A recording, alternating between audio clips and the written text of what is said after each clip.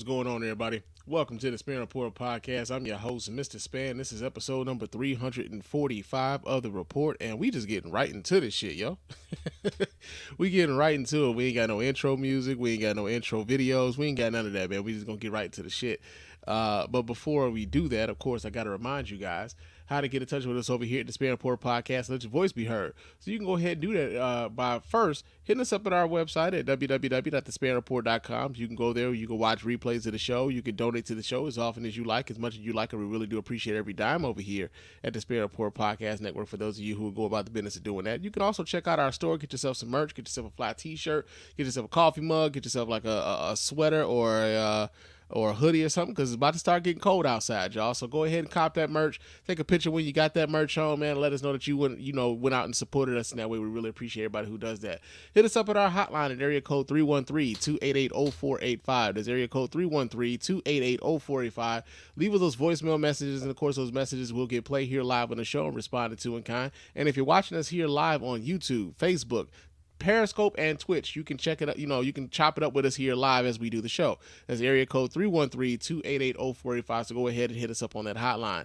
Also, hit us up on our email. The email address is feedback@thespannreport.com. That's feedback@thespannreport.com. Go ahead, leave us those emails, and of course, those emails to get right here and reply to here live on the show. We really appreciate everybody who interacts with us in that way, man. Real talk, and it helps to kind of what? Here's the thing, man. Real talk. I am a podcast listener. I'm an avid podcast listener, but I am also guilty of this too, right? So a lot of the shows that I really like listening to, very much so, more often than not, I just find myself just listening to them, right? Often you don't really find yourself engaging with something that you already agree with. The problem with that is the shows that you really do fuck with don't really know that you fuck with them if you ain't saying that. I mean, we got other metrics and stuff, but it is nice for you to just go ahead and say, hey, man, I really fuck with the show, man. So go ahead and hit us up with a 5-star review, because we like those too. Hit those 5-star reviews on iTunes and on Stitcher Radio. But no, real talk. Reach out to your podcasters, reach out to your content creators, your YouTubers, your TikTokers or whatever. Let them know that you're enjoying the content, because the people that don't fuck with you will let you know, right? That's the only time you really get a lot of interaction with folks in the content, is that it comes from the people who don't really rock with what you got going on. So it really helps, and it is motivational for your content creators when they can hear from the audience, and the audience is letting them know, like, yo, man, I really rock with what you got going on. So for those of you who would do that, we really appreciate that over here at the Spann Report Podcast Network, man. Real talk. But man, that's we got that business out of the way real quick. I don't really have a whole lot of random thoughts and shit. At least I didn't really necessarily structure this show today. I kind of did, but I kind of didn't, man. Cause low key, I was thinking about not even having segments and shit today. I was real busy and shit. I went to the Lions game today, and that was tragic. The Lions, got their ass whooped in the home opener, man. We didn't even stay like the entire fourth quarter, man. I think when we left, it was like 38-17 or some shit like that. It was something real ridiculous, man. They got their asses handed to them, bro. It was crazy. The thing that I think was like the most galling to me, though, was like how many Detroit fans were actually 49ers fans, because you really couldn't tell who was the home team in that bitch, man. Ford Field had a lot of fucking 49ers fans in there. So much so that when 49ers was like score a touchdown or get an interception, like a pick six or some shit, because that shit did happen today. If they you really couldn't tell who was the fucking home team, bro. This is how many San Francisco 49ers fans was in there. And I'm a little disgusted with you Detroit motherfuckers, man. Real talk. I'm a little disgusted with you niggas, man. Because here's the thing, man. I give Detroit sports fans a lot of shit, and it's apropos. You know what I'm saying? These niggas deserve it. And the reason why I give these motherfuckers all the shit in the world is because y'all fans of everybody else except y'all teams, man, until y'all teams become decent, and then that's when y'all go act like y'all been lifelong fans. I can't stand that shit. That is the most fucking disloyal, bitch-made, fool-ass, punk-ass shit. Nah, seriously. That shit is terrible, man. That's terrible. The Lions, think about this. I could see if it was Pittsburgh, right? Because Pittsburgh ain't that far away.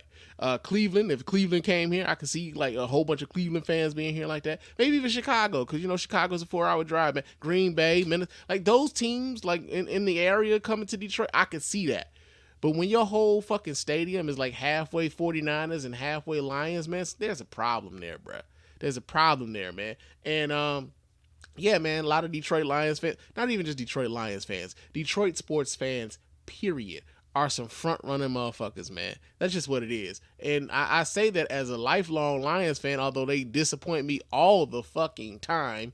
And I represent Chicago hard as hell, but y'all have never heard me get on this mic and talk about go Bears or bear down, any of that shit. I've been a Lions fan through and through, and it was appalling today for me to listen to all these goddamn San Francisco 49ers fans like cheering and glee and shit from the Lions getting their asses handed to them at home. Oh man, that was terrible. That was terrible. But shout out to Mrs. Spann for hooking up those tickets though. That was nice, baby. I love you. Yeah, man. So that was one of the things that was going on. I was kind of thinking about because that that shit happened today and shit. Another thing that I was just kind of thinking about a little bit was 9/11, man. We've come up on the 20th anniversary of 9/11 being a thing. And it just, for me, it's more so like a thing of like just recognizing how old a nigga has gotten. Because I was grown when the shit happened. And there's a lot of there's like a lot of kids and shit now who've grown up not knowing that, a world that you got a lot of kids who've grown up post 9/11 who know nothing about what the world was like before 9/11. How we used to be able to get on airlines and shit and not have to take our shoes off. How there was never a such thing as the Department of Homeland Security. How there was never a TSA and like you never had to pay for like you didn't have to pay to check your bags and shit at the airport. Like that, all of these things, all of these are things that we've had to we've had to endure and stuff. With what happened with 9/11. And you got the memorials, and you've got the people like just kind of rehashing where they were, what they were doing, and telling those stories. And I think like at a certain point, man, like it's gonna become like one of those things like the Pearl Harbor thing, where like there's a commemoration of it, but at a certain point, how many times can you tell those stories? Like I just kind of wish we would just like kind of archive the stories and do it that way. But yeah, man, 9/11 has been 20 fucking years, bro. 20 years since that shit happened.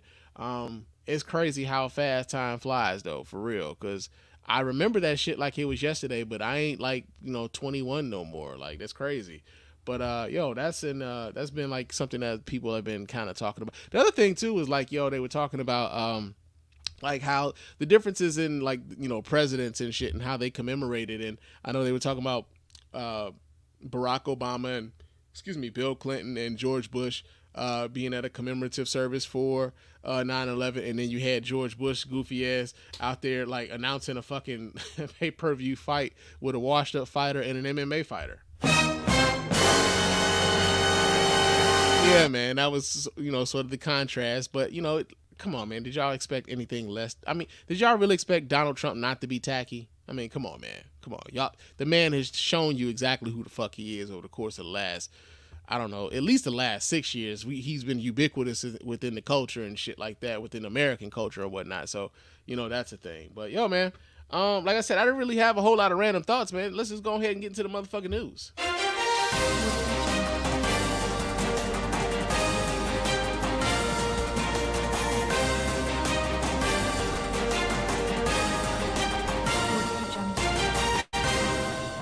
All right, man. Now, our first story here in the news has to deal with, we talking coronavirus and shit, because the coronavirus is every goddamn where, man. It's encompassed our goddamn lives, man, for real. And the first story we got comes out of the Wall Street Journal, which isn't exactly the bastion of liberal, what you would call, like, what was that, liberal propaganda, so to speak. But the Wall Street Journal is saying that COVID-19 cases have risen in states where school opened the earliest. No, you don't fucking say. So we get the story here, like I said, out of the, oh shit, they are telling me I need to subscribe. Ain't that a bitch? I had this in my pocket, and they are telling me I can't read the story no more. Ain't that some shit? Well, that's crazy. And it's awkward, because I really wanted to read that story for you guys. I really did. That's awkward. But apparently, the schools that open the earliest are having rises in COVID-19 cases as far as children are concerned. The same places where they don't want to have mask mandates. And we also know that children can't be vaccinated if they're 12 or under. So a lot of these kids can't get vaccinated, and their parents are fighting for them not to use masks while they're in the schools.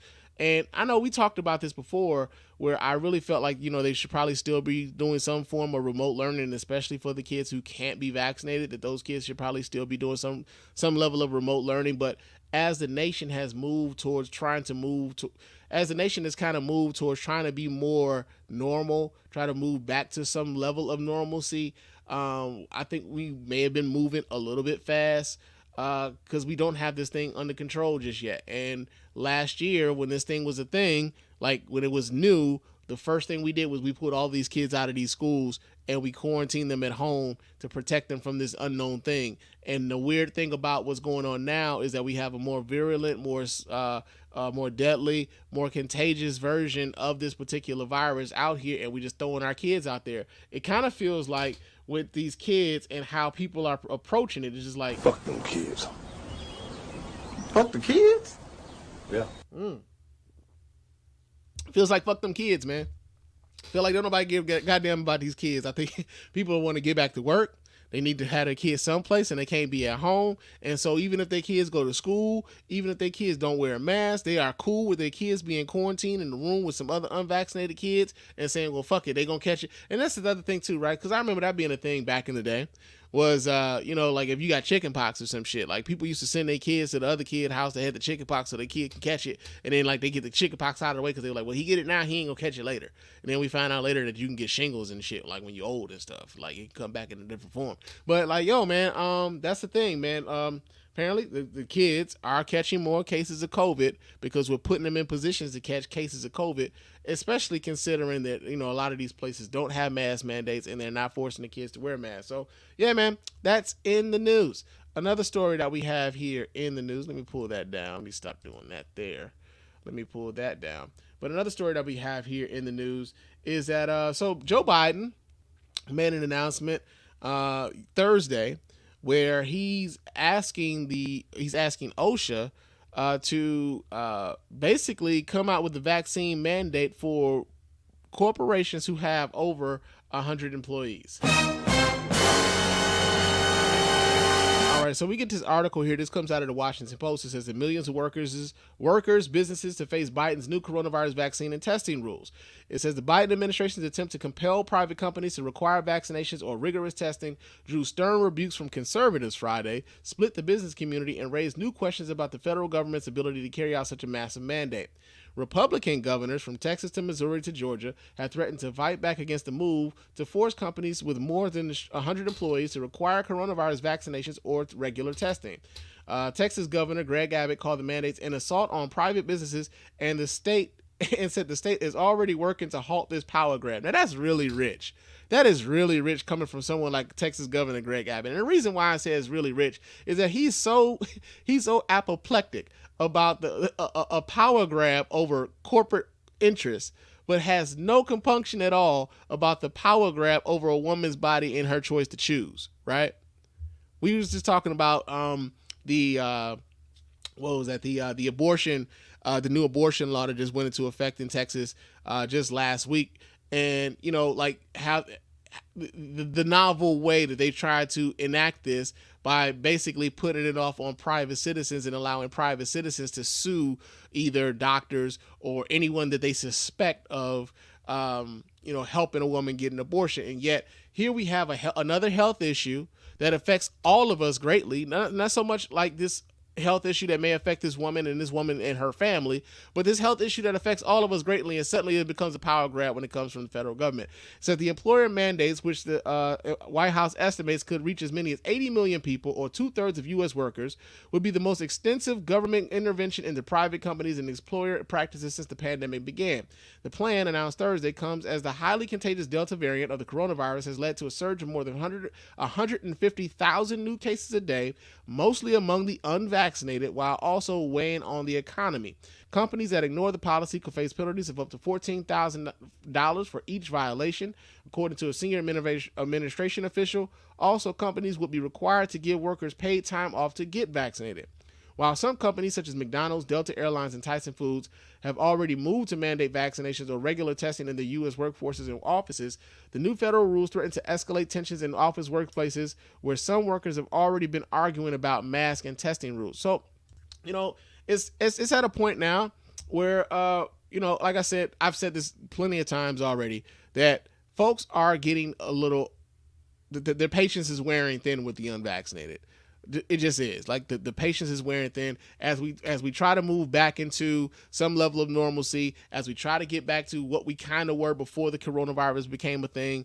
You know, people who have done the things that they have been told to do as far as what they consider to be the right things, whether that be getting vaccinated, whether that be social distancing, whether that be washing your hands even though it's in the air, whether that be wearing your mask and all these things. People have been told these things and they're like, yo man, okay, so I'm doing all these things, and yet I still got these other people who have been doing none of these things, who want to kind of like, act as though everything is back to normal, like they okay and they not okay. You know what I'm saying? Like, as a matter of fact, I was I'm sorry, but my camera here is getting like a little blurry and shit. The motherfucker just won't focus to save his life. But no, I was on Facebook earlier in the week, and a friend of mine, shout out to my man Sean, man, he was having a little live thing that he had on Facebook or whatever, and they were talking about the COVID thing. And one of the things I think is very important. One of the things I think is very important in how we talk about the unvaccinated and the vaccinated in regards to COVID transmission. I know a lot of folks, when we talk about this shit, we talk about it in a way in which, like, you got a lot of unvaccinated people who will say, well, vaccinated people are still catching COVID. Vaccinated people are catching COVID and they're going to the hospital. Vaccinated people are catching COVID, they're going to the hospital and they're passing it on to other people, right? And so when, under those circumstances, what sense does it make for me to go ahead and get vaccinated if I still stand a chance of getting COVID and everything else? Right? It doesn't protect you. It don't stop you from getting COVID, right? And on its face, that sounds logical. On its face, it sounds like, I can understand said reasoning when you put it that way, right? But one of the things I think is very important is that we understand the nuance and the context around what they mean when they say vaccinated folks are catching breakthrough cases and vaccinated folks are going to hospitals and vaccinated folks are passing on the coronavirus, right? One of the things about, like, first of all, we have to understand, like, the numbers, right? The vast majority, over 99%, this is documented, over 99% of the people who are in those hospitals and those ICUs, who are intubated, who are prone, who are paralyzed, who can't breathe on their own, 99% of those folks are unvaccinated people. They're not vaccinated folks, they're unvaccinated people. 99% of those folks, right? The other thing is, the vaccination reduces your risk. So even in the event that you do catch COVID-19, you're much more likely to have a less stringent reaction to COVID-19 if you do get it. That's if you get it, right? Because the next story that I have behind this will show you how rare that happens. But also, the fact that, like, vaccinated folks aren't catching it as often as the unvaccinated, aren't going to the hospitals as frequently as the unvaccinated, is as if you guys don't necessarily see the disconnect there, right? And so when we talk about the vaccinated going to the hospital and the unvaccinated going to the hospital, okay, so to what degree are the vaccinated going in comparison to the unvaccinated? And we can't keep talking about this as if these levels are the same, because they're not. So, I want us to, like, kind of have some perspective on that. Just, I want to talk to that level of perspective, because a lot of times we talk about it, we talk around shit. We talk about, we have our feelings about stuff. And honestly, the facts don't give a fuck about how you feel about them. They just don't. Facts are the facts. And if you're watching the number, and here's the other part, here's the other thing I think is kind of crazy too. And my man Rod said this he's like, you got people who just listen to that one dentist that tells you not to brush your teeth.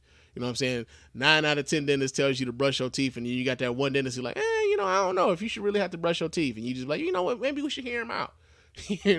And so a lot of times what you'll find is folks who are, vaccine hesitant. We're not going to call them anti-vax, but vaccine hesitant. You got those folks who will like, they'll gravitate towards that information that makes them feel good. And so, they'll find a story about a healthcare worker who says that, the vaccine ain't all that, it's vaccinated people up in here. Or you'll find people who know that cousin or that aunt or the friend of a friend who, despite being vaccinated, is in the hospital and they're on a ventilator and all these other things, and never really paying attention to all the other news that contradicts everything that they're fucking saying. So yeah, man. You know, the fact that the Biden administration is kind of making this or trying to make this somewhat of a mandate, look at it like this, man. Like at a certain point, they've been asking y'all. They've been trying to goad y'all.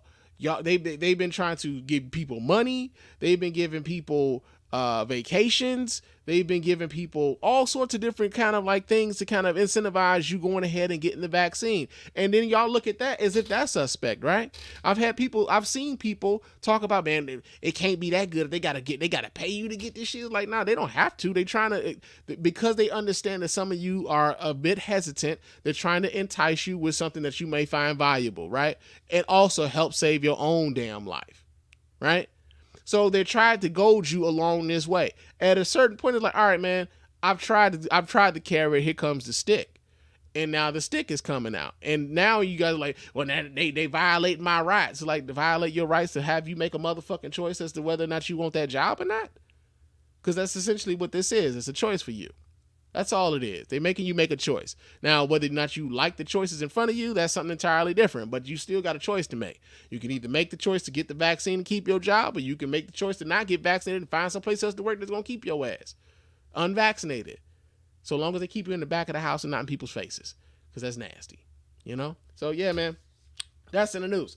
Another story that we got here in the news has to deal with the vaccine and the probability of you catching COVID if you are vaccinated, because apparently COVID, your chances of catching COVID are 1 in 5,000 or less if you're fully vaccinated. Well, that'll be a monkey's bare-assed uncle. Yeah, man. So there's a video attached to this. So let me go ahead and pull this up. Hold on a second. I got to pause this for it. It's like... Wait. Damn it. It's a goddamn commercial, and I don't want to play the commercial. Okay. Let me pull this up so you guys can watch right along with me. Hold on just a second while I do this here. All right.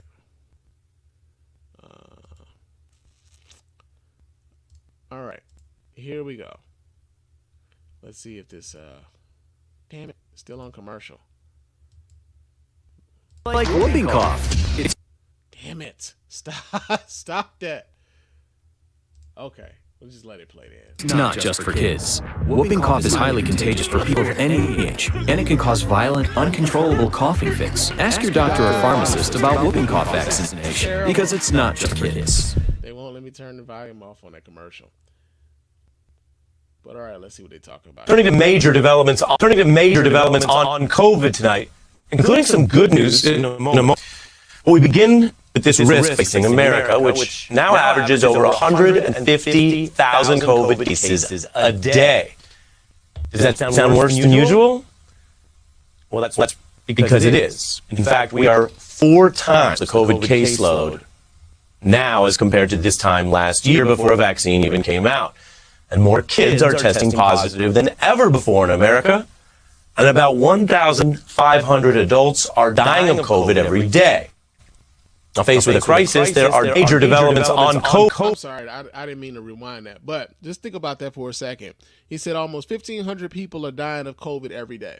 We just went through this whole thing about celebrating or remembering 9/11 and everything like that, right? 1,500 people died there. I think we had like a little bit less than like 3,000 people died on 9/11.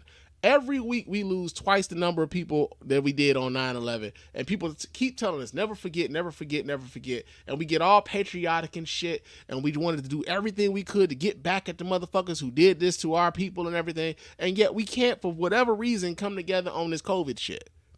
Right? And COVID has taken over 600,000 Americans since it came across these shores. COVID is like taking 1,500 motherfuckers every day. 1,500 people every day in America. And yet we have somehow figured that like, yo, man, fuck that shot, nigga. I ain't taking that motherfucking shot, nigga. They keep that motherfucking shot, nigga. Fuck that job too, nigga. Like, I don't, like, the disconnect is real wild here. And then what's even wilder is that like you've got people who would call themselves very patriotic, who would call themselves patriots and all this other shit. Here's a national fucking emergency, and they don't want to do anything to help mitigate it. They don't want to wear masks. They don't want to social distance. They don't want to get a shot, but they want to do everything that they were doing beforehand as if everything is all right, and it's not. It's just like a real fucking, we're like in the Twilight Zone, man, for real. COVID tonight, including some good news. Called in FEMA strike teams, the National Guard. We have more people in the hospital because of COVID than ever before. The vaccines have helped people ward off severe illness. It's about your health and whether you want that protection or not. It really doesn't impact me or anyone else. Okay, and that was another thing too. So you got a lot of people who aren't vaccinated who feel like it's just simply a personal choice, right? I've seen this quite a bit. Let me pull this down now. But I've seen this argument quite a bit too, where you got a lot of folks who will say, well, listen, you vaccinated. Why do you give a shit if I'm vaccinated? You got your vaccine. You supposed to be protected. Why do you give a shit about whether or not I'm vaccinated? And the problem is that you're choosing not to be vaccinated or not to get vaccinated is not happening in a vacuum. You aren't just affecting you, you're affecting everyone around you. So if you don't get vaccinated and you don't wear your mask and you don't practice social distancing and you catch COVID, chances are you are not only getting COVID for yourself, but anybody else who may come in close contact with you may also get infected. And the other part about that is nobody wants to be held responsible for passing COVID around. So nobody wants to even do the contact tracing and shit. Right? Nobody wants to do the contact tracing. Well, who did you get it from? Who was you around? Well, shit. I mean, I don't know, man. Shit, I don't. No, like, it's as if nobody want to snitch, right? You caught it from somewhere. Chances are you probably know where you got it, but you don't want to tell anybody that. So the thing is with being unvaccinated, what people are really saying is like, yo, it's not just about you, it's about those around you. Especially think about the kids. We were just talking about the kids going back to school and shit. A lot of these kids can't get vaccinated. So why not protect these kids? Is it going to take more kids showing up at morgues and shit for these motherfuckers to really get off their ass and figure out that I've been on some bullshit. This has been dumb the entire time, man. I can't believe I let these motherfuckers really run me for, throw me for the loop like that. I hate to be preachy, man, because I know I come across that way, but fuck, come on. It's like, come on, man. It's like the numbers don't lie, man. Like these numbers ain't lying to y'all. You gotta, if you're vaccinated, you got a 1 in 5,000 chance of catching COVID as opposed to being unvaccinated. You know what I'm saying? And chances are, if you're unvaccinated and you catch COVID, you have a greater chance of ended up needing to be hospitalized, a greater chance of you needing to be intubated, a greater chance that you might not survive it. Why take that chance? I don't get it, man. I don't get it. Now, another story that we got here, and this is the last story we got here in the news, has to do with the perception around healthcare workers, right?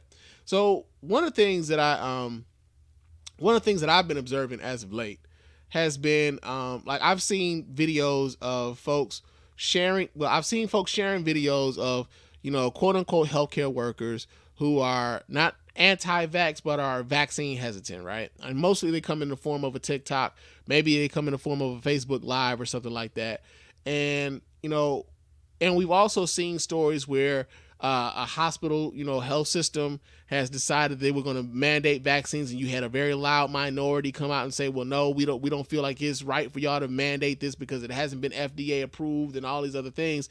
FDA has come out and approved the Pfizer vaccine already, so we haven't really seen many of those lawsuits, come forward after that. As a matter of fact, there was one lawsuit that was supposed to go forward here in Michigan where they dropped it after the FDA had approved the Pfizer vaccine, right? So they dropped the lawsuit that they had against their healthcare employer for the vaccine mandates and whatnot. But the reason why I kind of believe, I'm sorry, hold on a second, I'm running into an issue here. Let me do this here. I'm sorry. All right.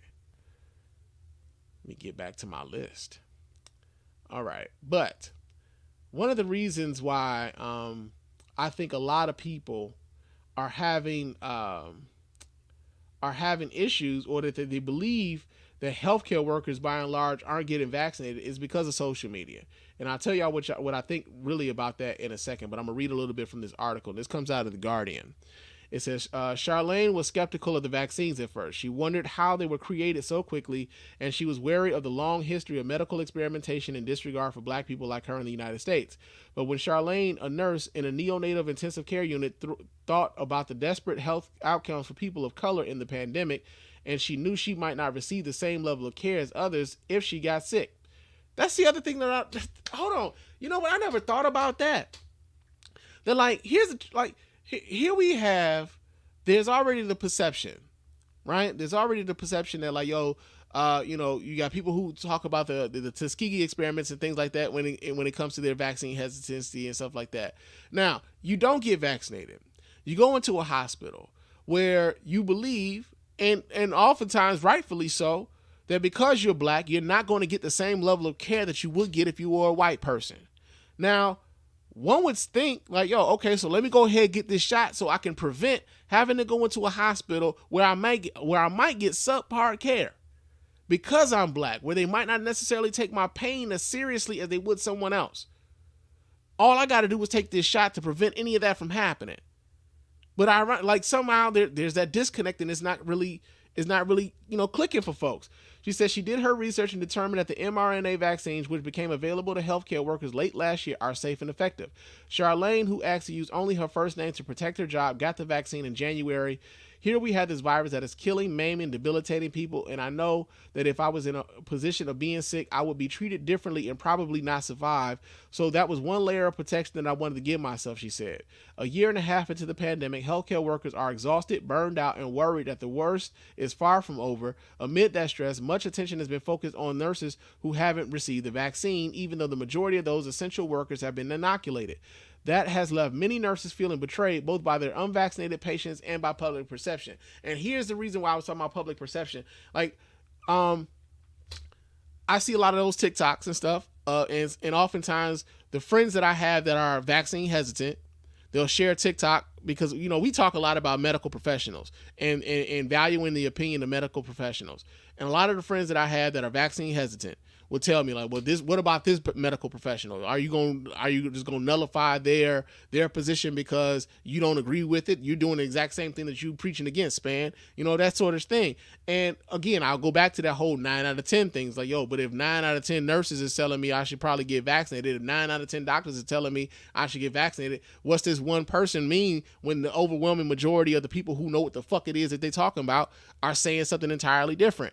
And so what I think is happening is this, is that what we have is we'll have people who are in scrubs, who are wearing a face mask, who are in a place that we don't necessarily know, could be a hospital, don't know what their position is, but they look like a medical professional, and they're telling us all of the reasons why the vaccine isn't what you need, right?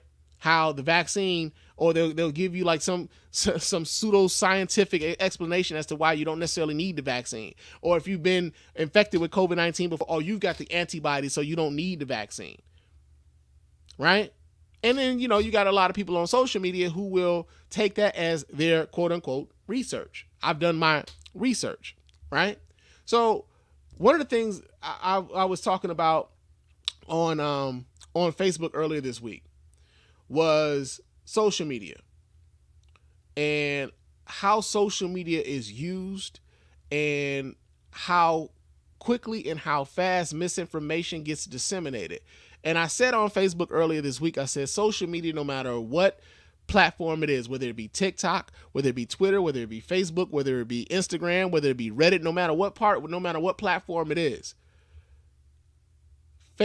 social media is where context and nuance go to die, right?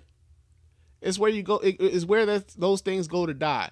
Because generally speaking, if someone has put up a status on Facebook and you find yourself in an argument or back and forth on Facebook or any of these platforms, Twitter or whatever else, very seldom does anybody change their mind when you're having those back and forths. Right, very seldom do you have people just like, you know what, man, I never thought about it like that, man. You're right. I never really. I'm glad you said it that way because I hadn't even considered it. Very seldom does that happen on social media. More often than not, you find yourself in a back and forth with somebody, and you are reading to respond, not necessarily reading to understand. And also with social media, because you're reading, context can get lost in how in translation as well, depending upon how someone says something. You may misread their intention because you don't hear inflections in their voices and things like that. That's why, like, honestly, I kind of pulled back on a lot of the back and forths I used to get into with people on social media. I've kind of pulled back from that because ultimately they're not going to necessarily hear what I'm saying. And oftentimes I'm really strong in how I feel about shit. So I'm probably not going to really hear what they're saying either. So what I've done is like, yo, man, so if I really feel strongly about it, if I really want to have a talk, if I want to talk about it, if I want to elaborate on my thoughts about it, you're going to get it right here on the Spann Report. Because social media doesn't really lend you to the nuance, and you don't really get a chance to break that stuff down. So I say all that to say, when we see these people on social media, when we see these TikToks and things like that with, vaccine hesitant, quote unquote, medical professionals, oftentimes is information that we can't vet, and it's coming from a person that we don't know who it is. We don't know what their position is. We don't know who they work for. We don't know any of that stuff, right?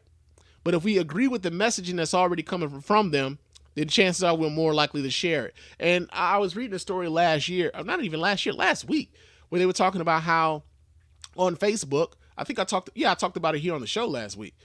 On Facebook, they were talking about how often misinformation and disinformation is engaged with on that site, right? And how Facebook wasn't exactly letting the researchers figure out how far-reaching that information goes, but they're able to kind of just gauge the level of engagement that those sorts of posts get. A lot of the misinformation and disinformation, and oftentimes, and you'll see this, and this happens everywhere. This happens on Twitter. This happens on YouTube. This happens on Facebook. This happens on TikTok. If you're saying something controversial, you're going to get a hell of a lot more response than if you're saying something mundane. If you're saying something that everyone agrees with you, I was just talking about this earlier in the show when I talked about, listener feedback and how you interact with the content creators and everything else. More often than not, the people that you disagree with, you engage with them more, right? You have a visceral reaction with the people that you disagree with, as opposed to the people that you agree with. Like, oh yeah, I agree with that. And then you just kind of sit back and you chill. But for those of you who, like, if you disagree with the content that is being produced, you will engage with that as much. And it's part of the reason why I was talking about like Lil Nas X. We were talking about Lil Nas X last week. And the vast majority of the people who were sharing the photo of Lil Nas X as a pregnant man were people who were not fans of Lil Nas X. The vast majority of the people that I saw sharing that had no fucking love at all for that young man, right? No love at all. They were sharing that to denigrate that young man. Hate watching is still watching is what I said, because you're still watching that dude. You're still helping promote his project and everything else, because that's ultimately what that was about, to promote his new album drop. So when it comes to the perception of nurses and how they are perceived as far as being anti-vaxxers, because of how we engage with the content on social media when we see a nurse who's saying that the vaccine isn't something that you need, or someone who's purporting themselves to be a nurse. We don't even know if they are nurses for real, but all they have to do is look the part. And if they look the part, that shit gets shared a hell of a lot more than the nurse who's already telling you to go ahead and get the vaccine, or the doctor who's already telling you to go get the vaccine. The one who says opposite is the one who's going to get the engagement, because the one who's disagreeing with her is the vast majority of us, right? And then you got that vocal minority who is lifting that person up. And the algorithm spins it all the way around, baby. So, like, that's the thing, man. Like, once you start recognizing and realizing how social media is actually working and how it's engineered, you understand that a lot of shit is done purposefully. It's designed for it to work that way. It's designed to keep you on the fucking site. So if you're engaged, you will stay on said site so they can sell you more shit. This is why you get the ads for the shit that you was thinking about 10 minutes ago. Like, man, I'm looking for some Adidas top 10s. I guarantee you in about 15 minutes, there's going to be some Adidas top 10s in my goddamn Facebook feed, bruh. It's going to be there. Because that's what this is what they need us to be there so that they can sell us shit. This is the model. This is why the shit is free. This is why you get to use these services for free, because they selling you shit the whole time you there. You cannot use these services without them trying to sell you something. Hell, some of these products now, man, even if you buy them, they trying to sell you something still while you even in the game. NBA 2K, I'm talking about y'all. But yo, man, that's been the news.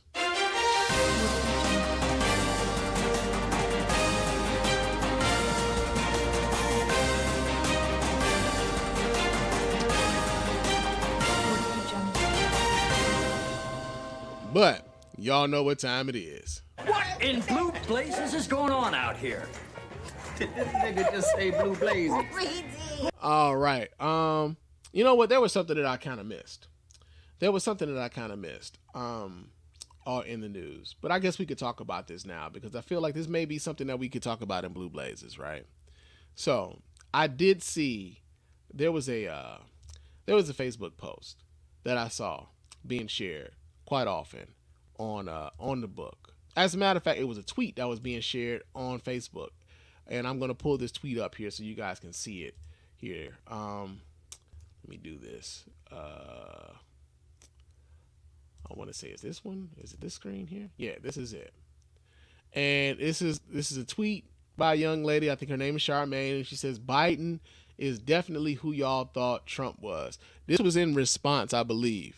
I'm not sure, so don't get me to lying. But I believe this was in response to Biden's OSHA vaccine requirements and things like that. Biden was definitely who y'all thought Trump was. And again, this is what I'm talking about when we start talking about engagement on social media.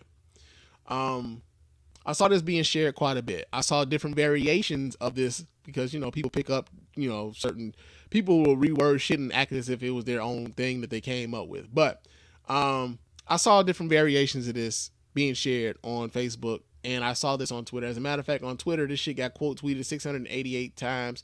It was retweeted 3,072 times, 12,600 likes and shit. On Facebook, I believe, let me see how many times did this shit get shared on. 52,000 times did this shit get shared on Facebook. So the shit went viral, right? Here's the thing. I'm gonna need y'all to stop telling me y'all don't pay attention to politics without really telling me y'all don't pay attention to politics.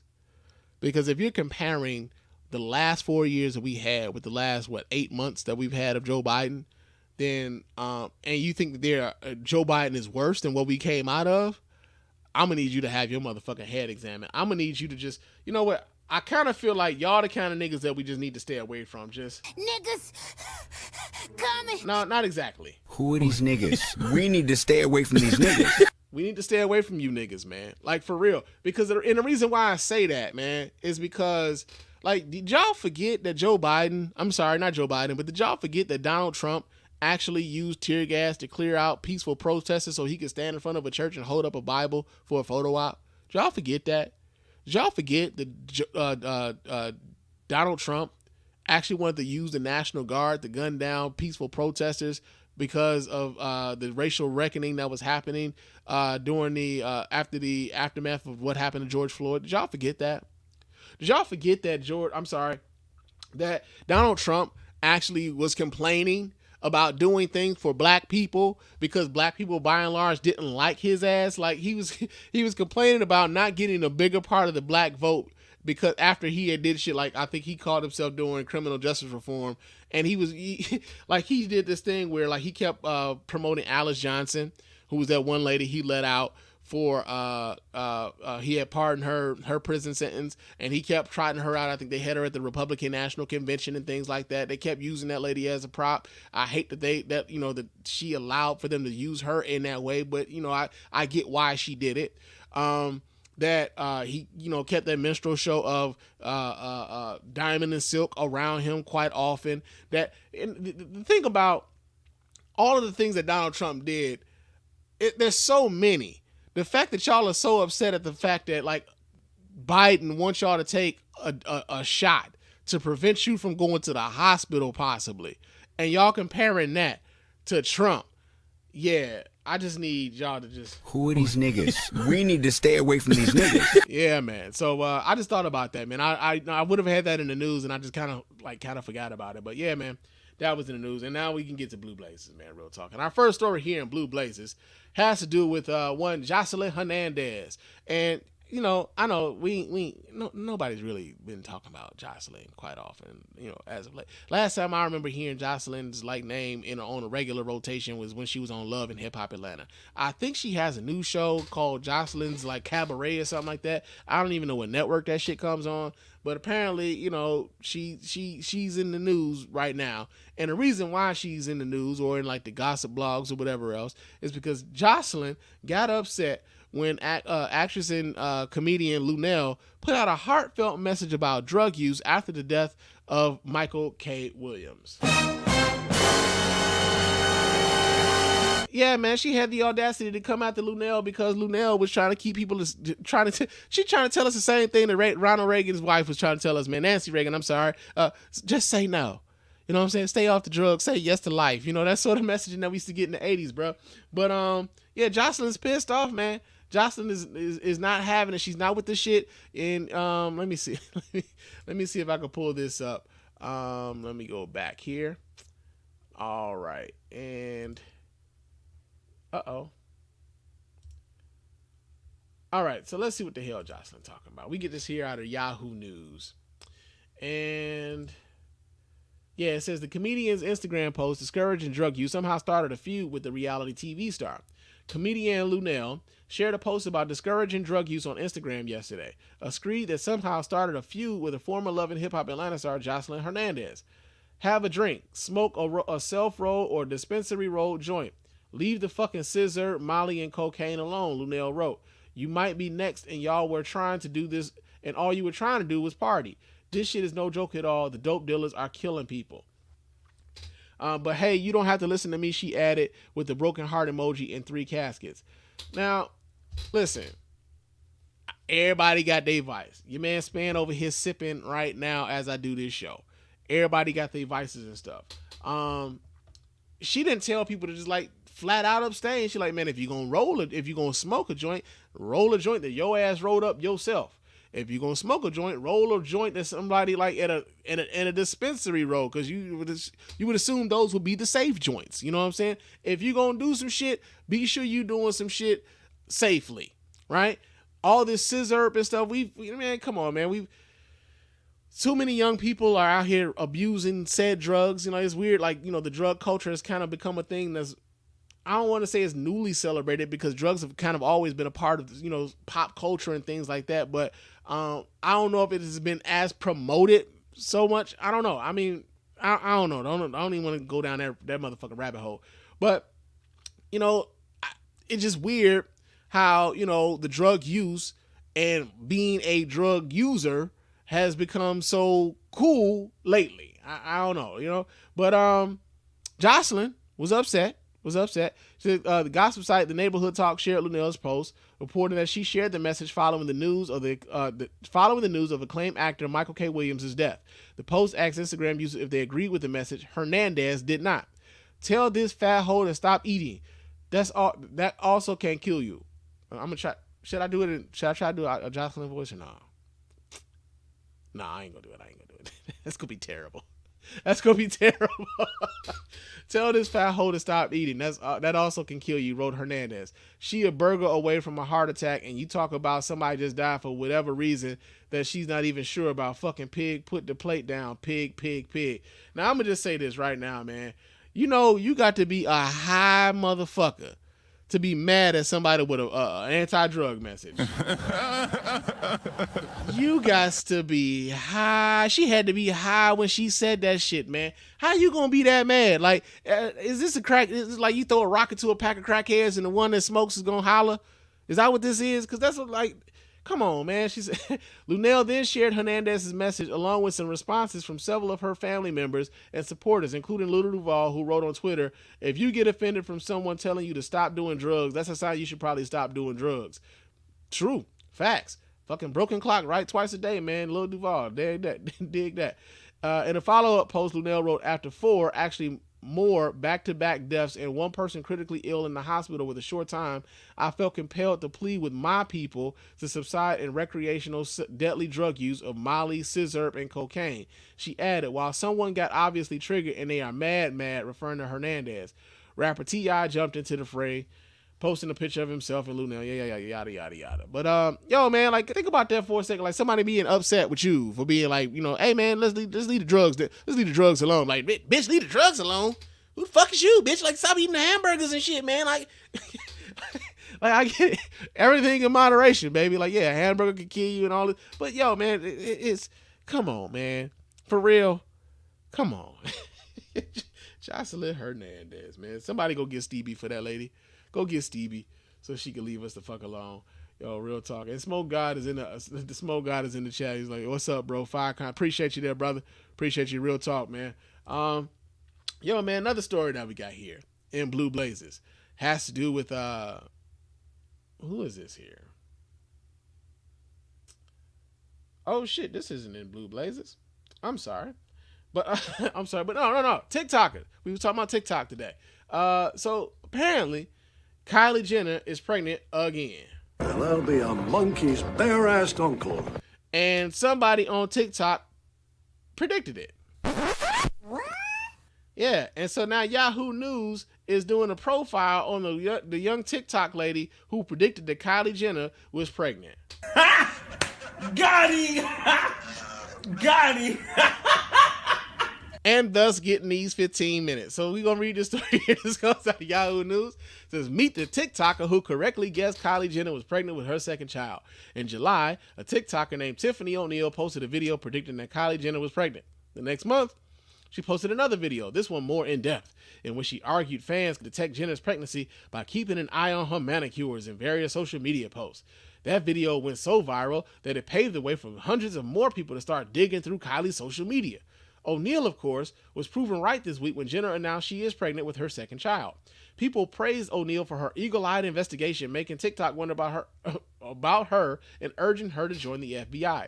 O'Neal, who lives in Los Angeles, told BuzzFeed News she has been shocked by the attention her videos have received. I really couldn't believe it was spreading so fast and reaching that many people. O'Neal first had a feeling Kylie may be pregnant once she and Travis Scott started making public appearances and social media posts together. She made her first video so she could prove to her friends that she called it if her theory turned out to be right. I made the video so I could jokingly be like, I told you so to friends with a timestamp and not expecting anyone to see it, O'Neal said. I had like less than 50 followers at that time. The news of Kylie's pregnancy is exciting, she said, and she was pleased that a lot of people came back to her to tell her she was right. While many knew O'Neal was behind the start of the theory, some were crediting other TikTokers. However, O'Neal said she is taking credit. I've seen a few people trying to take credit, but I know I was the first person to call out the nails that started all the other inconsistencies in her Instagram presence. I'm gonna just tell you this right now, man. Shout out to you, for wanting credit for telling the world that you were stalking her Instagram enough to know that like her manicures wasn't matching up with her post or whatever the fuck, and somehow you turn her manicures into a thing about her being pregnant and your ability to predict it. Low-key, I just kind of feel like this is a little bit unhealthy. Like I kind of like, the investment that we have in celebrities so much to where we are like investigating their manicures to the point where like, well, wait a minute, she's with this dude and her manicures and that bitch pregnant. She knocked up. You heard it here first. It's a weird sort of like consumption of these folks. And I get that, like, in large part, especially like someone like a Kylie Jenner whose whole, thing has been based around, a television show that was following her family around since she was like a kid. Like I want to say she was like 9 or 10 years old when she first came into the public's, the public square, so to speak, with that Keeping Up with the Kardashians show. And she's kind of grown up and grown into a mogul into her own. But like the level of fucking investment that people have into these celebrities, man, like I don't get it. Like it's borderline obsessive, if not obsessive, and I don't want to like, what do we call that? What's the thing? What's the word that I'm looking for here? It's diagnose these folks because I'm not qualified to do so, right? But at the same time, you're like, man, like, so you be following that hard, huh? Right?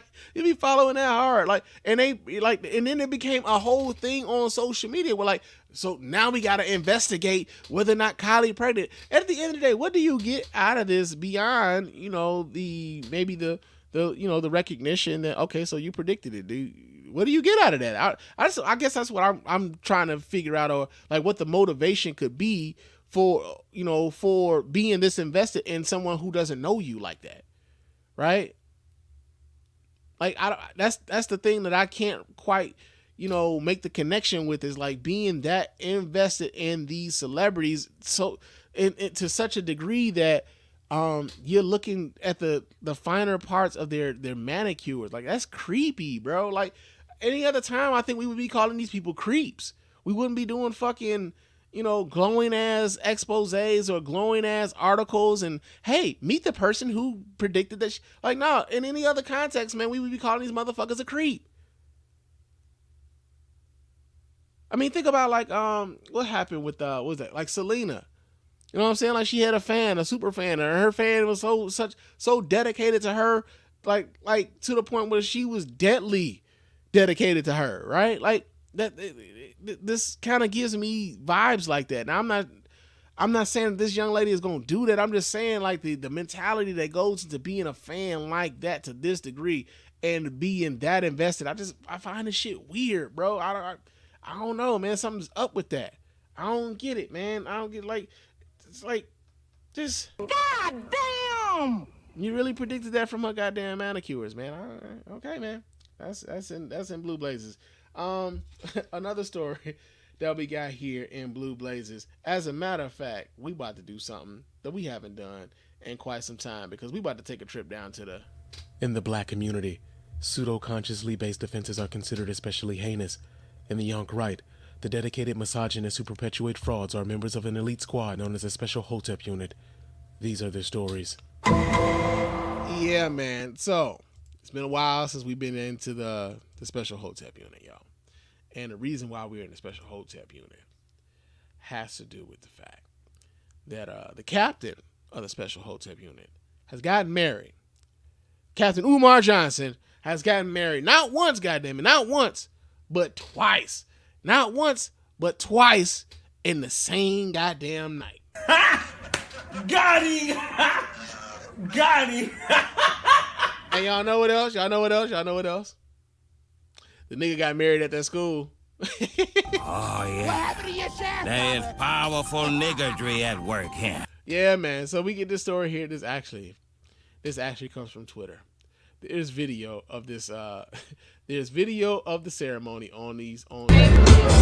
Wait a second. Let me go ahead and pause that. I want to show y'all this here in the chat. Hold on a second. Let me pull this up so y'all can watch right along with your man. All right, here we go. Shit in my eyes. All right. Check it out, y'all.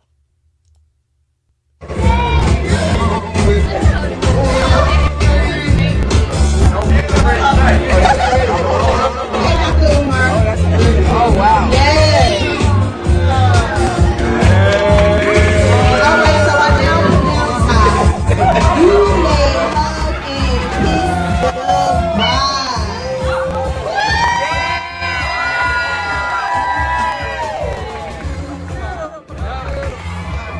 That's beautiful. All right, y'all. Lucky. We got lucky. That's beautiful. That Hotep Griff is strong, man. Oh my God, that Hotep Griff is strong, man. Like, he was out there, like, I wonder, like, low key. I'm sorry, but like, I low key one of these like people that was like trying to just, they were just trying to put their kids in school. Like, yo, one of these just mamas that were trying to put their kids in the school and shit, and he macked them down in the park across the street. Like, what if this whole thing is an elaborate thing to just get their kids into school, man? They don't really love this nigga. They just want to get their kids a good Pan-Africanist education, and the best way to do that is to get close to the man and not have to pay no fees. You know what I'm saying? Maybe that's how they got it. You know, maybe that's the thing, man. We can only speculate. You know what I'm saying? We can only speculate. But you know what? Real talk. I mean, you know, congratulations, you know, Umar. You know, and you know, the two unidentified ladies that are now Mrs. and Mrs. Umar Johnson. How does that work? Like, does the state of Pennsylvania or the state of Delaware or whatever the hell this school is that being recognized? Like his, I mean, because he finally can say like he's a doctor and shit. Like, I think he finally got like the documentation for that, where we have to like really respect the fact that he's Dr. Umar Johnson and shit. But what about these wives? Right? Is one of them Mrs. Umar Johnson and the other one just like, Cheryl? You know what I'm saying? Like how does this work? How does this work, man? So, yeah, man.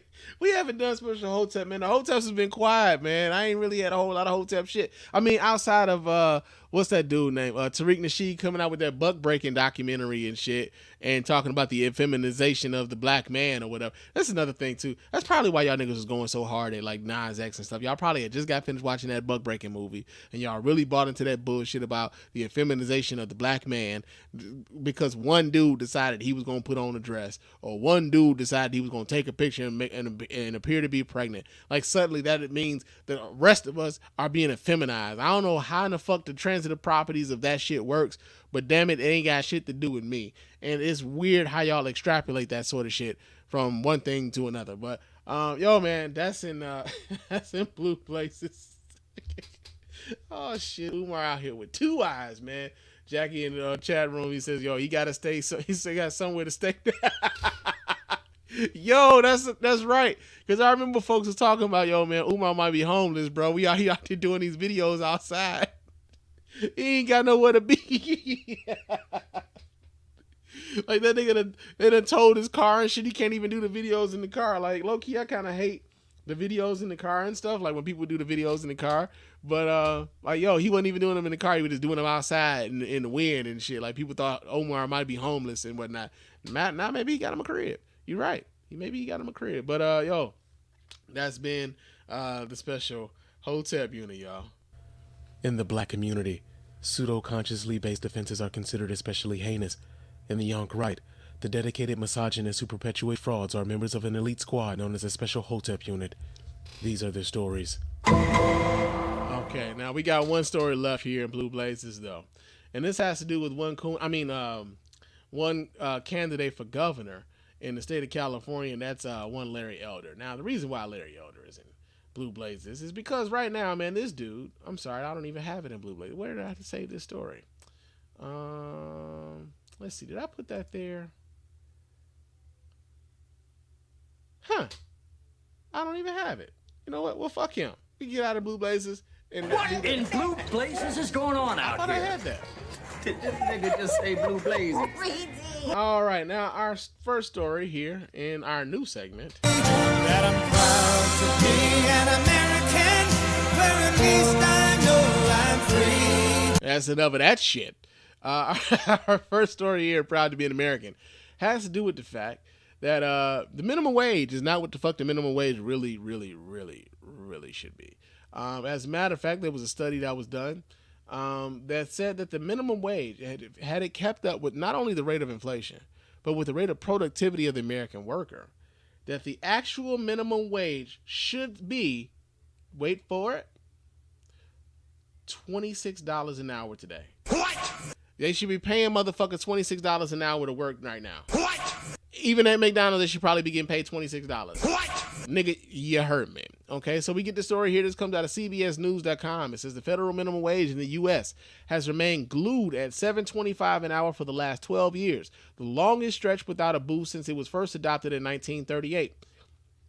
Yet there's another revealing figure that underscores how the minimum wage created by Congress after the Great Depression as a way to ensure that Americans were fairly paid for their labor has failed to keep up with the times. Even as workers have been more industrious, helping drive corporate profits, the stock market, and CEO compensation to record heights, their pay has flatlined or even declined when factoring in inflation. If the minimum wage had kept pace with gains in the economy's productivity over the last 50 years, it would be nearly $26 an hour today, or more than $50,000 a year in annual income, one economist notes. So, yeah, this is something that we've talked about quite often here on the show.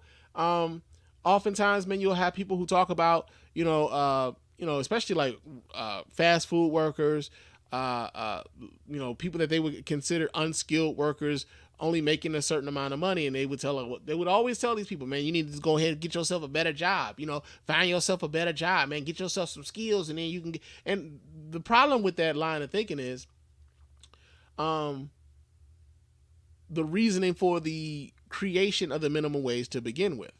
And if you understood what the creation of the minimum wage was for initially, it was so that everyone would have a minimum standard of living to, in regards to their work. So if you work this job, they were expected to pay you according to the minimum standard of living during the time.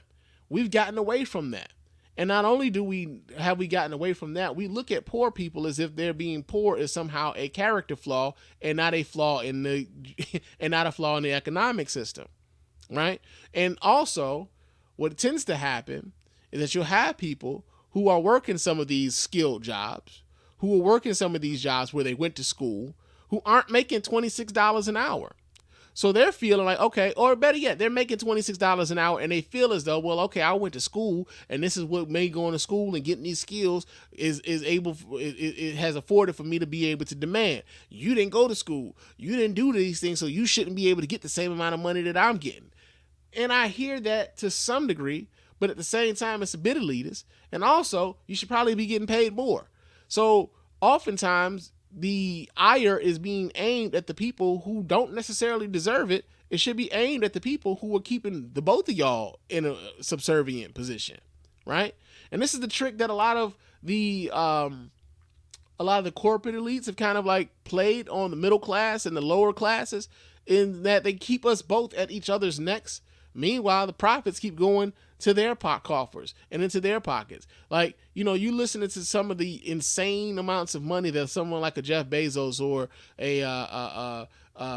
what's my man, Elon Musk or Warren Buffett, like the insane amounts of money that these people are able to have, and considering the amount of resources and the amount of not only just the resources, but the amount of productivity of the American worker and how much of that productivity isn't being necessarily trickling down, as the Republicans would like to say with their trickle down economics, isn't necessarily trickling down to the workers, the people who actually make the shit happen.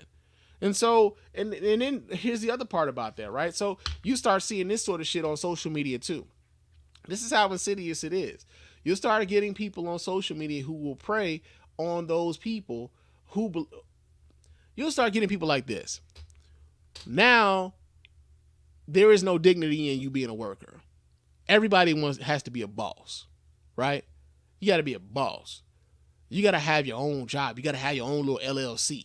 You know what I'm saying? You got to have your own little corporation, man. You got to figure out a way to like kind of get your leg up, and finagle this into a way where you become your own boss and you ain't answering to nobody, this, that, and the other. And here's the thing. It's not meant for everybody. Everybody's not meant to be a boss. Everybody's not designed to be a boss. Never. Everybody doesn't have the temperament to be a boss. It's just not meant for everybody. The other thing is that it kind of strips the dignity away from people who, or better yet, not even so much strips the dignity away, but it kind of looks down upon the people who just go to work every day and expect a decent paycheck and expect a decent pension and expect the decent benefits for the work that they put in for said company. And it's weird because a lot of the people who we talk about now who are, promoting the LLCs, and I get it, like there's a place for it, right? But a lot of these are coming from folks, and as if like they forgot that their dads worked at a plant, or their dads were probably a garbage man, or their dads were probably a utility worker, or their dads were and their moms as well. I'm sorry, but like their parents were people who were also employees and they were not employers. Right? And so now you have stepped into a realm or a space where the opportunities that were given to you by your parents through the hard work that they did as an employee to maybe send your ass to college and pay for that shit, now you somehow feel as though the people who are still doing that sort of work, you're beyond that now. So like now you don't want to do that, and you don't want, like you want, and there's nothing wrong with wanting more. It's just the way in which you convey said message. And oftentimes, the way in which like business and promoting business is looked at, is presented to people who are just working, who just want to work, man. Most of the people that I know that own businesses work all the time, right? Because they're working for themselves. So they don't really have the off time that an employee would get. They don't really have, they got to figure out where they're going to get the benefits from, you know, and figure out where their health care is going to come from. They got to figure out how they're going to pay themselves. They got to figure out how they're going to pay employees. They got to figure out how to make this business scalable. They got to figure out how to make this business financially viable to where they're not, you know, in the red every fucking year. Like, oftentimes, these are the things that the business owners that I know have to deal with, right? Most of the people that I know are just like, yo, man, I just want to be able to go to work and come home, make a decent paycheck, have some decent benefits, have some money left over in the bank when I get finished paying my bills and shit, and I'm good. And I'm happy. And I'm blessed with that. And oftentimes we are like talking to these people as if they are wanting, as if their wants and their needs are penny ante and not enough. It's enough for them, and that should be all right. That should be the end of that discussion, right?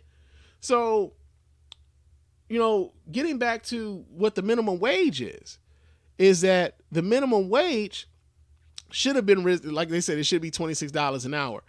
It's just the fact that, like, yo, we've got people now who are making, like, say, for instance, $26 an hour, who would frown at the idea that that should be the minimum wage, because now it's about devaluing them, right? Now that means I'm bottom of the barrel, and that means that you are now, I'm in a different place class wise, because that's essentially what this is. Essentially, you got a lot of people who are now making $20 an hour, and they feel as though they're better than the folks who are making maybe $10 to $15 an hour, and it's a class thing with them.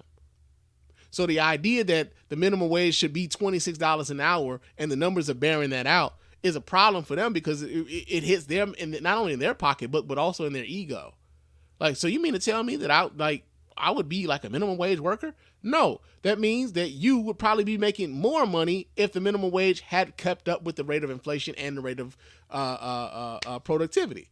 But, yo, it just goes over people's heads, man. Like, and people get into their feelings, and people just don't necessarily just like kind of sit back and think about it. Like, yo, man, you should probably be asking for more money at your job, or your union should probably be negotiating for more money at your job or more benefits at your job, considering the amounts of money that these companies are generating on behalf of your work. All right. So, yo, man, that's in Proud to Be an American. Another story that we got here in Proud to Be an American has to do with, so, yo, we've been seeing stories all over the place of like unruly, like airline passengers and shit. But this dude here, man, this is a special motherfucker right here. This dude got the growling and shit at the airline workers and whatnot. As a matter of fact, let me see if I can pull this video up and show this here to you guys. Let me do this here real quick. All right, this is on ABC. We get this from ABC News. Let's see what they're talking about. Vaccinated workers from unvaccinated co-workers. Wait, this is it. President Biden once again pitched the unvaccinated. Yeah. This time. Wait a second. We already talked about this. What about the dude though? I hate when they do this though. I really do. I hate when they do this. They'll have video and they'll have like a still of the guy that you're supposed to be talking about, but then the guy ain't in the goddamn video. Fuck you, ABC News. Don't do that again. But well, let me read this article. And it says this. It says there's a mid-flight crisis on one American Airlines flight over the Labor Day holiday after a passenger allegedly began growling and berating the flight attendants on board. What? Are you going to kick me off this flight? The 61-year-old man taunted the flight crew. Video of the alleged incident shows. At one point, a flight attendant had to block him from gaining access to the galley. Wait, there's video, man, and y'all won't show me? This is bullshit. It says the flight attendant could be heard shouting in the video, "Sit down now." Once the plane landed in Salt Lake City, authorities boarded the aircraft and took the passengers, who they said was intoxicated, into custody. Really? Really? Really? The man says he's taken off of the plane, according to a video of the incident. His behavior was so bizarre, Dennis Bush, a fellow passenger, told ABC News. Not particularly threatened towards us or other passengers, but it was very surreal. The man was later cited for disorderly conduct and public intoxication.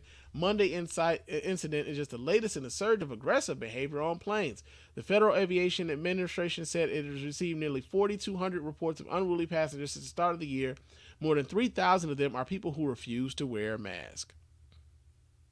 Right.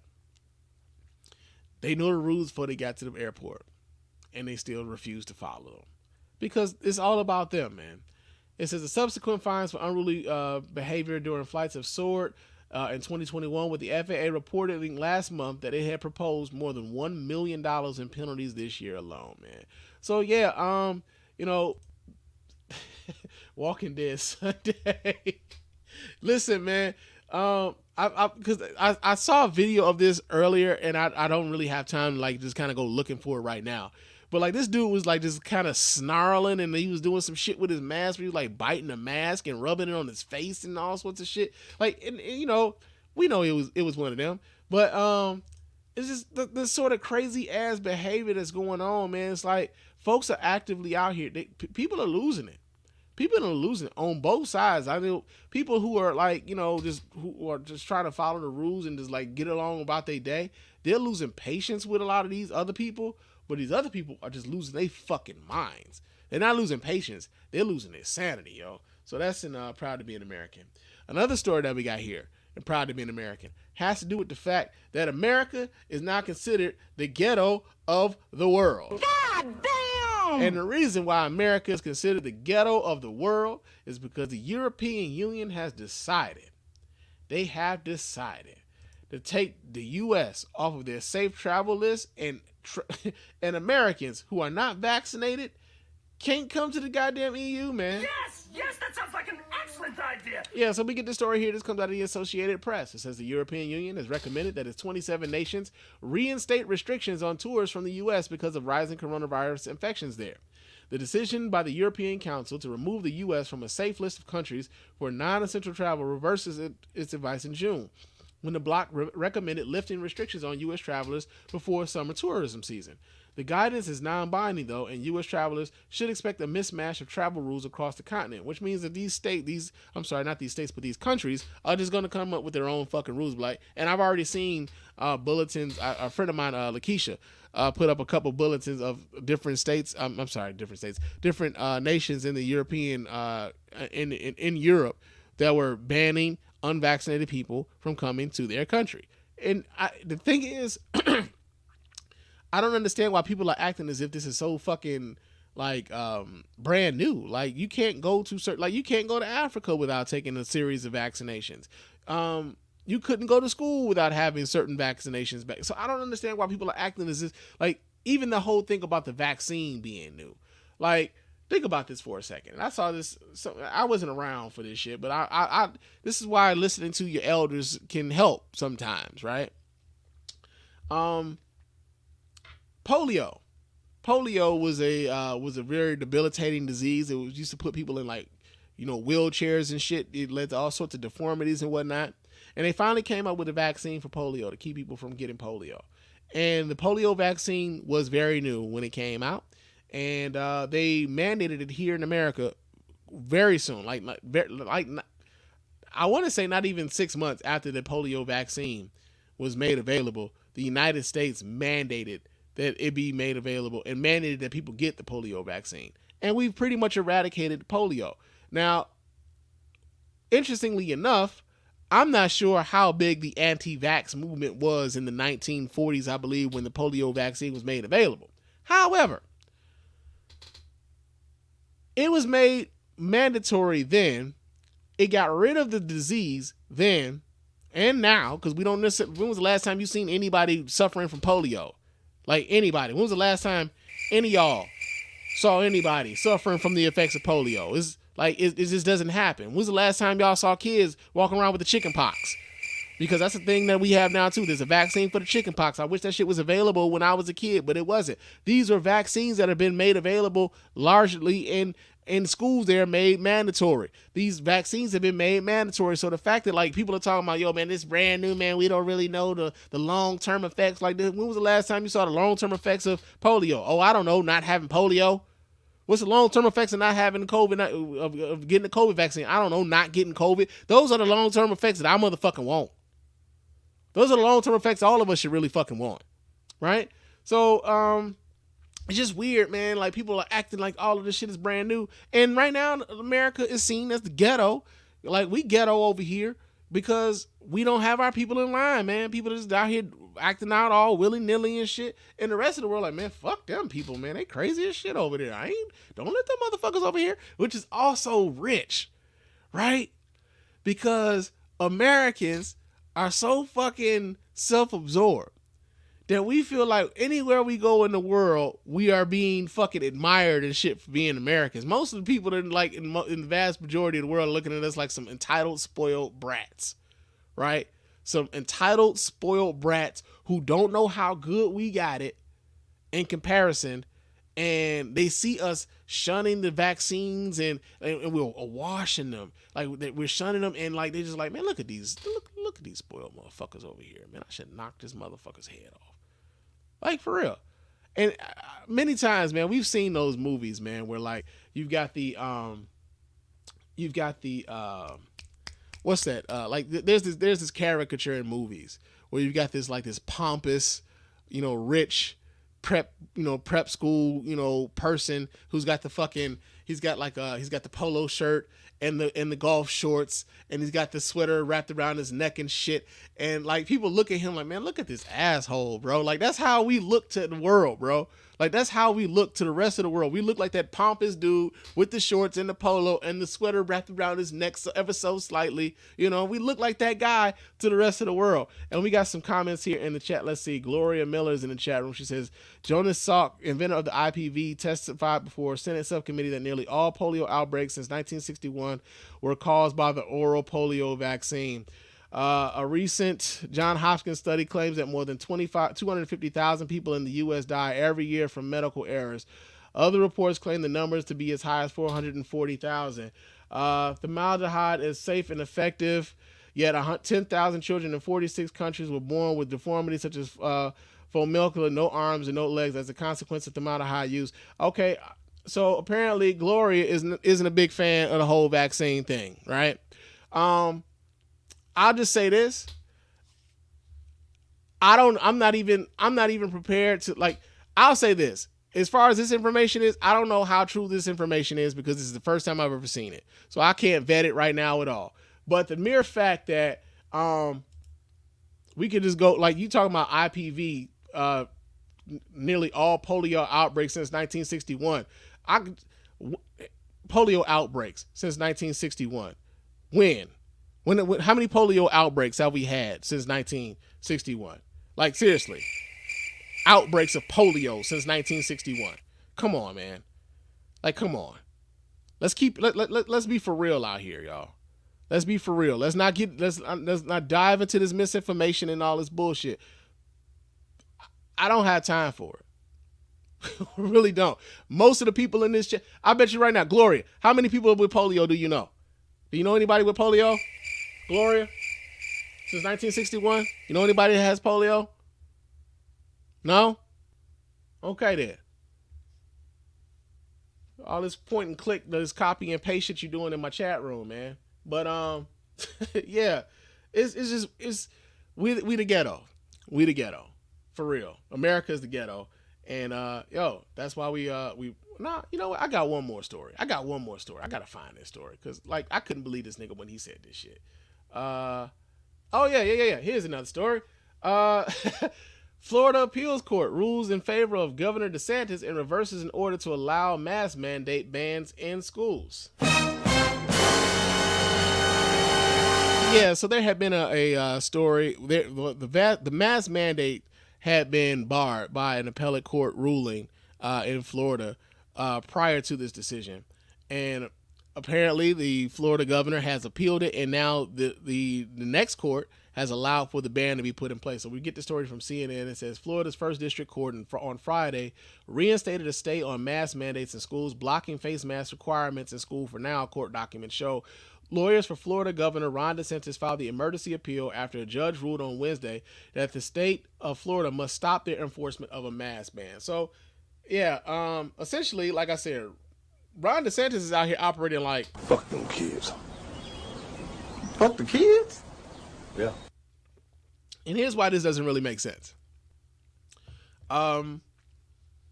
When we first, became aware of the coronavirus and it being a global pandemic and it becoming available of, when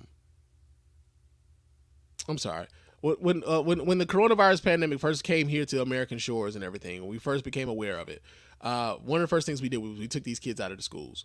We quarantined everybody. We told everybody we had stay at home, orders all across the country and shit. A lot of folks stayed home, a lot of jobs, sent people home. Some of us went home paid. Some of us went home without a job at all. We were told to wear masks if we were going to be outside amongst people. We were told to social distance and things like that. And while we were doing all of those precautions, we had a whole bunch of people out here that was washing their hands. All the hand sanitizers was going, all the toilet paper and everything, all the paper towels, all this shit was being bought the hell up, right? All of these things were happening. And it was like we had this, there was almost a communal sort of thing where everybody's trying to, do their part. We're all trying to do our part to stay safe, and we're gonna slow the spread, we're gonna flatten the curve, that whole thing. And then eventually the numbers went down, right? The numbers went down because we social distance, we wore our mask, and we stayed away from each other primarily. We did the whole social distancing and wearing the mask thing. Even when we had to go out and be amongst people, pretty much everybody had their mask on. And if you saw somebody that didn't have a mask on, you was looking at them like they was a goddamn fool, right? Ironically, the further along we gotten along with this, those people are becoming more and more belligerent and and loud and shit. But the numbers went down because of the mask, because of the social distancing. And now we have, like I said earlier in the show, we got a more contagious version of this disease. And we're sending our kids out into that. And the fact that you have a governor who is advocating, talking about this whole thing about parental choice and shit. Hey, keep your kid at home if you don't want to have your kid wearing a mask. That's the choice that these kids and these parents should be making. If you don't want to follow by the fucking rules, stay your ass at home. Right? I don't know where you're going, but you ain't going here. Right? That's a fucking universal mantra in black households everywhere. You ain't got to go home, but you got to get the fuck up out of here. You ain't going to follow my rules. Get the hell on up out of here. Right? And so it's weird that a lot of these, especially Republicans who are, it's weird with the Republicans in the sense that these are people who would talk about being for small government, right? Who are for local control and shit, who are states' rights, states' rights and shit when it comes down to oppressing motherfuckers, right? Republicans are real good at that. But certainly the small government aspect of things are the small aspect of things as far as legislation is concerned. Somehow they don't necessarily feel like that should apply anymore. Certainly the governor should go ahead and just and decide whether or not a school board should be able to make rules for their school district. Certainly a governor should be able to decide whether or not a local elections board should be able to apply the rules in their county or in their election sector. Then and the state should move in on that because they don't necessarily like how that operation is moving. And so it's just real weird. It's real hypocritical of them to it's real hypocritical of the Republican Party, especially those like Ron DeSantis and Greg Abbott and Kristi Noem and all these other death cult motherfuckers to just kind of operate under the auspices of with protecting parents' choice to choose what's best for their kids, as opposed to just actually just letting people just do what the fuck is good for the kids, which is keeping them safe. And it's gonna be real funny, man. Not even so much funny. It's gonna be weird watching these same motherfuckers justify their actions when we start having funerals for kids that we didn't have to have. So yeah, man, it's just been real.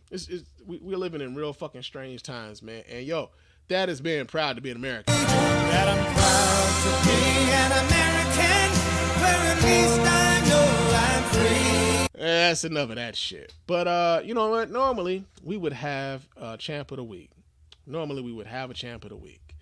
But we don't have a champ of the week this week, man. There's not been a whole lot of like people doing real great things and shit this week. I mean, you know, everybody did the whole 9/11, you know, salute the heroes and stuff like that, man. And, I mean, no shade to them at all, but it's just like I don't want to do that. I don't want to do that. So this is gonna be a first. It's gonna be a first, y'all. Matter of fact, y'all know what it is. Yo, we got some hats now, motherfuckers. We got an ass hat of the week, y'all. We got an ass hat of the week. And our ass hat of the week has to be none other than Gloria Miller of YouTube.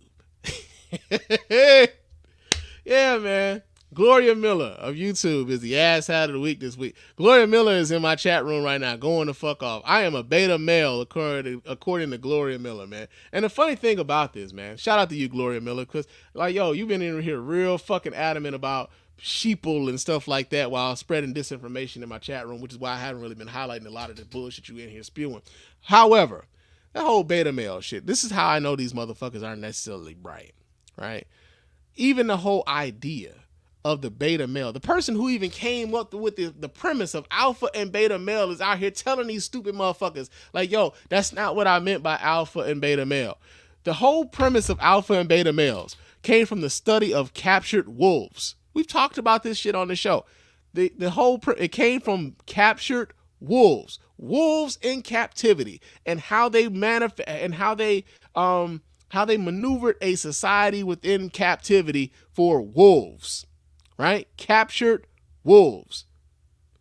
When they got out into the wild, he found out that the wolves don't operate the same in the wild as they do in captivity. So the whole basis for the alpha beta male construct is based upon captive wolves. Here we are, whole ass human beings, and we're confining ourselves to comparing a person to alpha and beta males based upon a theory that has been debunked by the very person who came up with said theory. Oh man. That's crazy, man. Oh man. I love it, man. Real talk. It's crazy. But yo, this is what you get out of YouTube. This is part of the reason why I don't really dive into the YouTube comment section much anymore, because of little shit like that. But yo, man, Gloria Miller, you are the ass hat of the week this week here at the Spann Report Podcast. We haven't had an ass hat in over a year, and you got that distinction. Congratulations, you deserve it. You get gold star to you, sweetheart. All right, but yo, it's about time for us to get on up out of here. But of course, before we do, I got to remind you guys how to get in touch with us over here at the Spann Report Podcast and let your voice be heard. Go ahead and hit us up at our hotline at area code 313-288-0485. That's area code 313-288-0485. Leave those voicemail messages, and of course, those messages will get played here and responded to here live on the show. You can also email us here at feedback@thespannreport.com. That's feedback@thespannreport.com. Go ahead, leave those emails, and of course, those emails will get read here and replied to here live on the show as well. Follow me on Twitter and Instagram. My name on both of those platforms is Mr._Spann. So go ahead and follow me there. Chop it up with your man Spann throughout the week. Also, leave us a 5-star review on iTunes and on Stitcher Radio. Those 5-star reviews are the ones that get read here live on the show. We really appreciate everybody who goes about the business of doing that. Doesn't cost you a dime. Just a couple of minutes of your time to let everybody know why you're rocking with us over here at the Spann Report Podcast Network. Also, hit us up at our website at www.thespannreport.com. You can go there, watch replays of the show. You can vote in the polls when we decide to put those polls up. You can donate to the show as often as you like, as much as you like. And of course, we really appreciate everybody who goes about the business of doing that. And get yourself some merch in our store, man. Get yourself a t-shirt or a coffee mug or a hoodie, because it's getting cold outside, man. Real talk. It has been fun. I will talk to you guys again soon. But until next time, fam, peace.